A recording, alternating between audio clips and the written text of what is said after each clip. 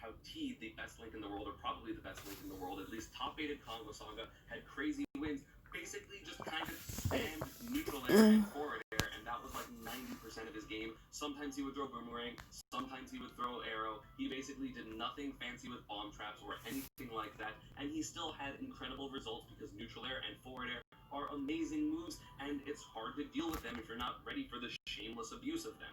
And of course, on the other hand, you have the crazy technical combos with the bomb drop, or the bomb Z-drop infinite, which you can check out a gamer video down below, I will post it, and also the other variants of the infinite with the Z-drop back air, Z-drop fair, Z-drop back air. You have all these crazy bomb setups that can get kills ridiculously early, which are very difficult and DI dependent, so more like the Young Link combo. And the fact that you can mix the two, I don't know, it seems really good, but at the same time, Link's resource management is very difficult compared to the other characters because he has the option of doing both, but if you get blown up for one or the other, it can be really bad and really hard to switch that style on the fly. Like, for example, because bomb is such a valuable resource, you want to use it for traps, right? Like, that just kind of makes sense. However, if you're using it for a trap and you want to force someone to the left side of the stage where your bomb is so you can get, like, an up air or an up E, and then the person hits you off stage, suddenly you are going to not have your bomb when you're off stage or have to blow it up, then double jump, then grab your bomb, and then recover. And a lot of characters can get there and hit you, because without bomb, Link's recovery is mediocre at best. He has the worst recovery without bomb. Again, that's a very important caveat compared to compared to all three Links. However, the bomb obviously makes that way better, but if you don't have access to it, that's a huge problem. So the risk of using your bombs for those crazy setups and those crazy confirms and those crazy kills sometimes isn't worth it, and it's why I feel like T never really goes for it, because he never got caught out of position without having bomb, because he never really used it, or he was like, oh, I'm gonna throw you off stage, pluck bomb, throw an arrow, and then throw bomb, explode it immediately, and that was the entirety of his traps. Like, he didn't do anything special. He didn't even throw it down to cover like neutral getup, which was like strange, because I feel like that one's at least kind of free, but he didn't do it, and it worked. It was efficient. Like, I can't knock the guy, you know what I'm saying? But there's so much untapped potential for Link, and if I was talking about theory, like which character is the best when mastered, I would easily say Link out of the three, like 100% hands down, because things like footstool Z-drop out of shield are incredibly valuable, and that can lead to a stock, or again, the crazy confirms with Z-drop air, Z-drop fair. His option coverage is amazing, and you really have to play a character that either has a lot of fire moves so you can neutralize bomb, or you get in there and then beat his ass, like Pikachu or like Zero Suit. Like, I feel like those two, maybe Palutena, do very well versus Link, but if you are not a character with those specialized things, it would be very difficult to deal with Link in general, 100%.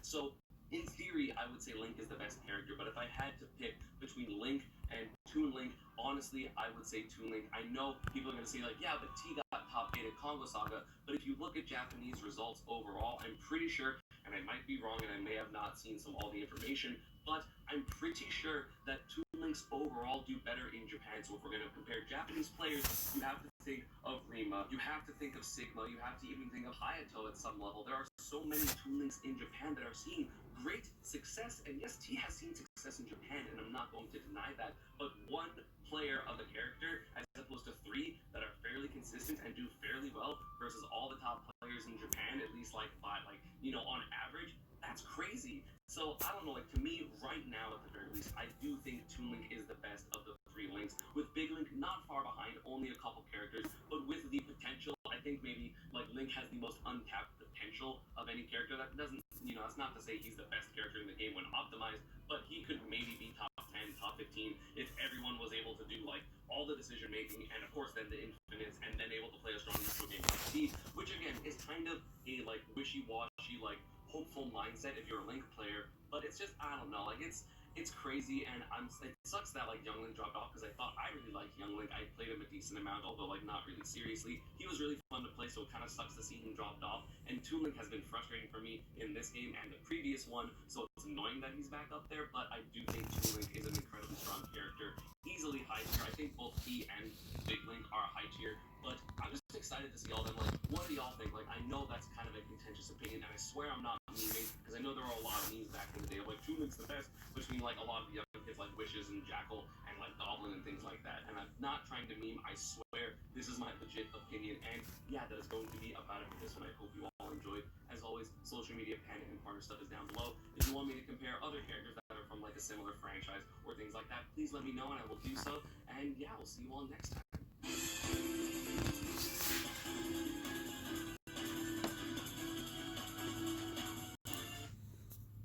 Hello everyone, today's video is going to be a little bit different. I'm going to be trying Pokemon VGC type battles in the battle state. I don't know what it's called.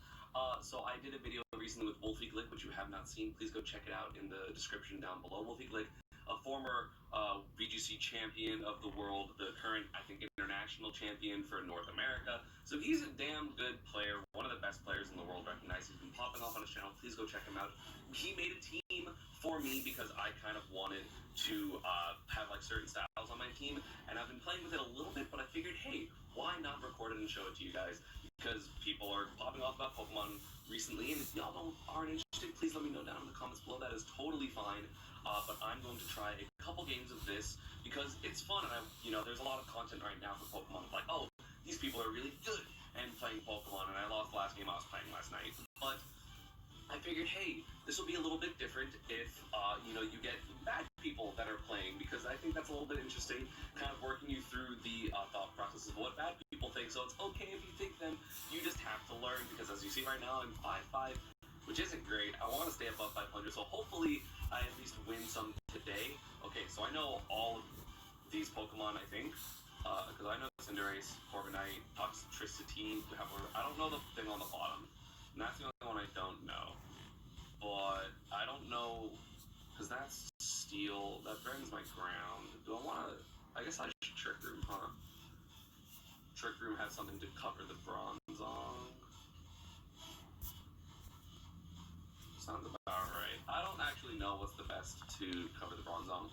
But if you don't know anything about Pokemon, you're going to have a little bit of a tough time checking out. But again, or like following everything. But again, if that's the case, please go check out Wolfie. He's sick. He's been putting out a ton of content to just break down Pokemon and stuff like that. I guess Fish, so I'm going to bring Gastro. I don't think he's going to bring him in first, though.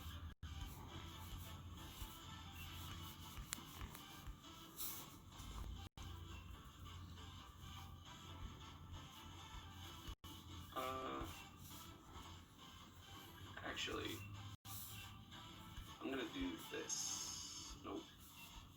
It's fine. That's better.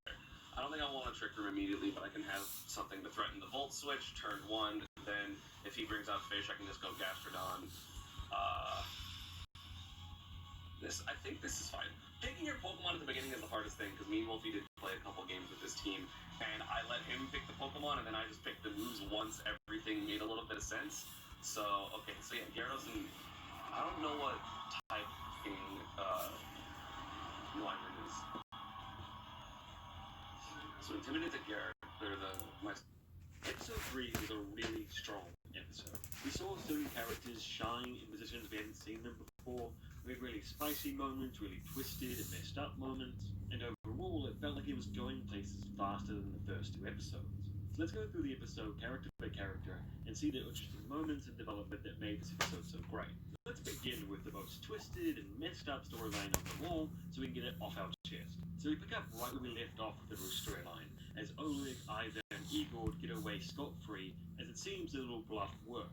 As they ride away, Oleg and Ivor talk quite candidly about what they'd just done, along with how he actually pulled it off by knowing the wife wanted to marry the brother because she actually was his own mistress. This conversation is quite important for Igor to overhear, because he gets his first glimpse behind the curtain of how the different scheming and politics works. And specifically to the situation, he learns about Oleg's style and how he uses people and manipulates them. And as we progress into the storyline over the episode, we see how Igor starts to imitate and even see these 2 people as role models. It's totally fine for kids to have adult role models, but these 2 particularly adults probably aren't the best choice. So yet again, we get another scene of Oleg and Ivor kind of hanging out, drinking, and talking about things. Oleg reaffirms he still wants to invade Kattegat and go west. However, he sees his brother's actions as too much of a threat, and he wants to clean house and make sure everything's down packed before he heads out. Now in this scene, we get this like joking, kind of mocking, where they talk to each other, they're having a bit of fun, they say he's a dog, not a lion, classic kind of banter. But throughout this episode, we see Ivor really get increasingly concerned as he sees what kind of casually comes out of Oleg's tongue actually manifests into some very violent and dangerous things. Oleg's a man that speaks lightly, but definitely shouldn't be taken lightly. So Oleg orders the capture of his brother, brings him in, tortures him, and then degrades him down to the position of a dog in society. Now, all in all, these actions from Oleg are pretty messed up, but it's not that really gets you. It's the fact that Igor is laughing along and kind of making fun of this person who's in this horrible, twisted situation. And one of my favorite moments is when they kind of zoom into Ivan's face and you can just see it go from the smiling happy and you realize, like, wait, this is really messed up. So not only will Ivan see Igor as something he can use to kind of have political power and control over this new region, but he'll also have this kind of weird moral feel that he needs to kind of take Oleg's influence away from this boy before he gets heavily corrupted and turns just as crazy as he was. Or at least that's the path I hope Ivan moves down throughout the season.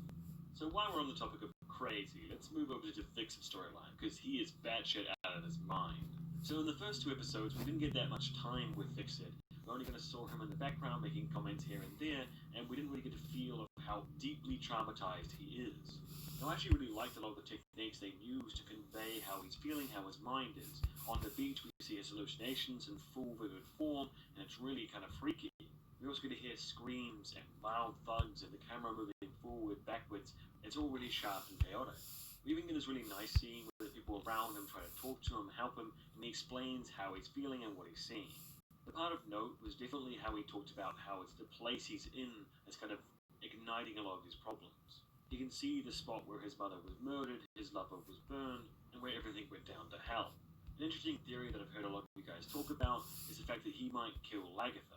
When you see the sickly, weak Decsent who can't even stand in the light without falling down, it seems like a long shot for him to be able to do any harm to Lagatha. But most of this is based off different prophecies. The one that Lagatha is supposed to be killed by a son of Ragnar. The fact that the seer said that Decsent would achieve something that no one else could, i.e. Ivar and Uber and stuff failing to kill Lagatha. And he seems to be the only one out of all the brothers that is still focused in remembering the death of their mother and holding Lagatha as the person responsible in their mind. So it'll be really interesting to kind of follow his storyline and his state of mind and see where that goes over the season. Now, my favorite scene for this entire episode has to be when Uber stepped up to his role as temporary leader of Kattegat. Uber's been one of those characters that's kind of been growing slowly over the last 2 seasons, never quite being in the spotlight. It was always Ivar or Björn who was taking that role. But in this scene, we saw how truly charismatic and inspiring he could be as a leader. He held a good presence, he could speak really well, he articulated his thoughts, got everyone on board and excited for big changes to happen in Kattegat. Oppose that to Björn, who's already making mistake after mistake, not only in his love life and parenting, but also just basic ruling. The entire Lagatha storyline is a backlash from his poor decisions. So we can see this scene as a reminder of the continuation of his development from the previous season when he managed to beat down the leader of the Danes and gain a bunch of support that way. Apart from his noticeable gaffe of assigning any kind of position of authority or importance to Decsent, which is clearly a mistake, he very much seems to be on top of things. In my mind, Uber's storyline is adventure and exploring to other places. Once he gets there, let's say North America, he's definitely going to be the one that has to take charge and lead, and this shows good promise. One other scene that was quite interesting that we got in this episode with Uber was the one with Lagatha and Torby. Now, there's a bunch of good plot development there as we saw their plans, how it's going to unravel, what's going to happen with their children, and we kind of get a sense that Uber not only shows up here as a leader, but in the love life. He has a solid, important, mutual relationship with Torby, something that Björn could not achieve, not only with just Torby, but anyone it seems. However, it was pretty entertaining to watch Torby kind of rip into him for a bit. The whole rant was a bit, well, dar and preachy, but in these kind of